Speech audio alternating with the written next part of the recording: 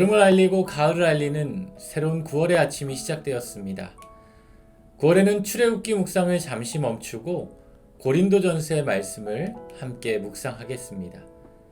사도 바울은 3차 전도 여행 중에 에베소에 머물러 있던 중 2차 전도 여행 중에 세워진 고린도 교회가 당면하고 있는 여러 가지 문제들과 고린도 교회 성도들이 가진 문제들에 대한 소식을 듣고 그 교회를 권면하기 위해 고린도전서의 말씀을 기록하게 되었습니다.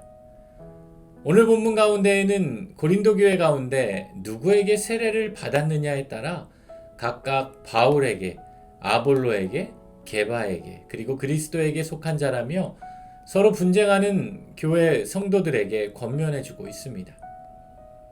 그러면서 바울은 하나님께서 자신을 보내심은 세례를 베풀게 하려 하심이 아니라 오직 복음을 전하게 하려 하심이라며 우리가 누구에게 세례를 받았느냐가 중요한 것이 아니라 세례를 받고 그리스도의 자녀가 되고 이를 통해 복음을 증거하는 삶을 살아가는 것이 더욱 중요하다라고 말씀해주고 있습니다. 누구에게 세례를 받았느냐, 누구의 제자이냐가 중요한 것이 아니라 그 세례를 받고 누구를 위해 살아가느냐가 우리의 삶 가운데 더욱 중요하다라는 말씀입니다. 그래서 바울은 10절 말씀처럼 같은 마음과 같은 뜻으로 온전히 합하여 살아가라고 권면해주고 있는데요.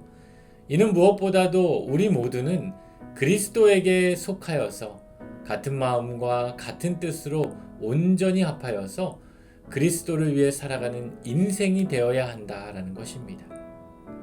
오늘 여러분은 누구를 위해 살아가는 인생이 되고 계신가요? 우리가 하나님으로부터 받은 은혜를 누리며 살아가게 될 때 우리의 인생이 나의 만족과 유익만을 위한 인생이 아니라 주를 위한 인생이 될 수 있어야 합니다.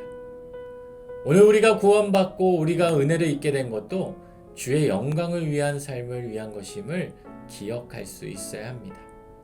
오늘 하루도 주님 안에서 같은 마음과 같은 뜻을 품고 온전히 합하여 주님을 위해 살아가는 복된 인생이 되시기를 우리 주님의 이름으로 축원합니다.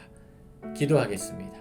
하나님, 오늘도 우리의 삶이 주님을 위해 살아가는 은혜로운 하루가 되게 하여 주옵소서. 예수님의 이름으로 기도드립니다. 아멘.